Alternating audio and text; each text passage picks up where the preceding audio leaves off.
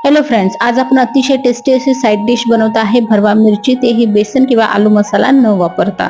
यासाठी मोठ्यावाल्या मिरच्या घेतल्या, धुवून घेतल्या, त्याला मधून कट मारून घ्यायचे। फिलिंग बनवण्यासाठी मिक्सरच्या भांड्यामध्ये 3 टेबलस्पून शेव, 3 टेबलस्पून शेंगदाण्याचा कूट, 1 चमचा जिरं, अर्धा चमचा हळद घ्यायची, 1 चम्मच काश्मीरी लाल तिखट, 1 चम्मच साबुतवाले धणे, 5 ते 6 लसणच्या कळ्या आणि भरपूर असा कोथिंबीर घालायचा, अर्धा लिंबूचा रस पिळून घ्यायचा, 2 टेबलस्पून भाजलेले तीळ आणि चवीनुसार मीठ घालून याला मिक्सरमध्ये अशा प्रकारे ओबडधोबड दळून घ्यायचं।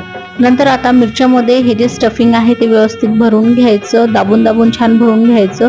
मिरच्या स्टफ करून तयार आहे। आता पॅन मध्ये थोडं तेल टाकायचं आणि पॅनवर एका साईडला ह्या मिरच्या ठेवायच्या, वरून चिमूटभर असं मीठ भुरभुरायचं। नंतर 2 मिनिटं झाकण ठेवून शिजवून घ्यायचे। 2 मिनिटांनंतर पलटून घ्यायचे, दुसरी साईड पण 2 मिनिटं झाकण ठेवून शिजवून घ्यायची आणि सगळ्या साईड व्यवस्थित शिजल्या की ही भरवा मिरची